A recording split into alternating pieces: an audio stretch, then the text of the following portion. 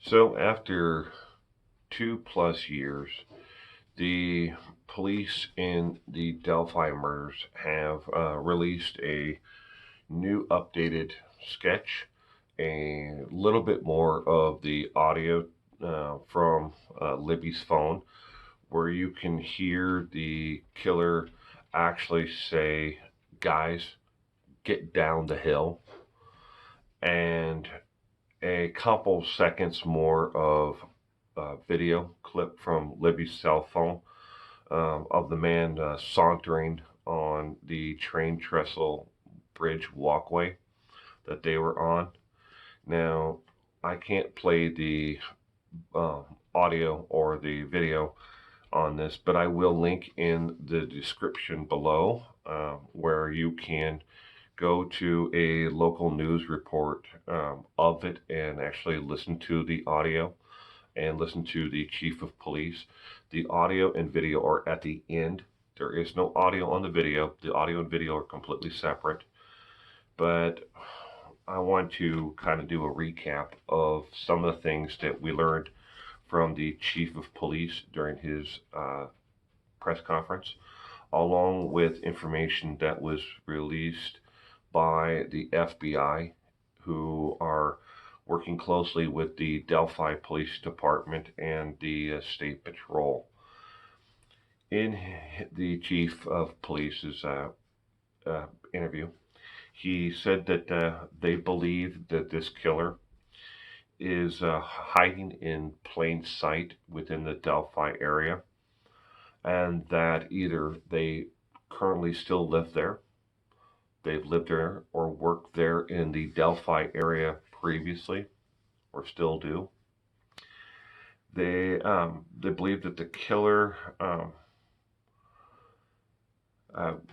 for more than 2 years, the killer believed that the police and those investigating this crime would not change courses, but they have, and they've changed their complete tactics and how they are looking at this case. They are currently looking at it now with new eyes, fresh eyes, I guess you could say, at the case, and they've brought in the FBI's behavior analysis unit along with it. They were part of it in the beginning, and they're now back into it, and they have quite a few new investigators looking at this. He also made a statement that they've most likely interviewed the killer in this case, or someone close to the killer, and that this killer, he addressed the audience and people who were there for the interview directly, speaking to the killer. Now, this is something that is I will get to in a little bit later here, but this is very important to actually note in this case. The chief of police also did this, in his press announcement, said that the killer did this to overpower them and for the thrill of committing the murder and getting away with it. The killer is most likely also following social media and the police investigation very closely, but the killer does not realize just how sloppy they actually were, and evidence that has been collected has now come back from state crime labs, so they are closer than ever to actually being able to get a conviction, to prosecute this individual once this person is caught. The chief of police did not want to say, but from what I understand and what I've read, I am led to believe that they have recovered DNA evidence that does not belong to either Abby or Libby, and the DNA that has been excluded from all family members. So this is DNA that they found on the coats or on the personal effects of Abby and Libby does come back to the actual killer. That the FBI profiler who is working with the Delphi Police Department and the State Patrol also believes that this individual, like I said before, is following the case very closely and following social media to see what the police have actually been able to come up with at this point. And the chief of police spoke to the audience there and people for the press conference as if the killer was in the room. At several points, you could see that he is visibly shaken and upset because they know that this person is following this and can't believe that they've gotten away with it so long. That they actually believe the killer, who, now this is from what I got from the profiler from the FBI, was that he believes that he's smarter than the police, that he has somehow gotten away with this because no one has been directly in contact with him, or if they have, he was able to convince them that he wasn't even anywhere near the city or whatever.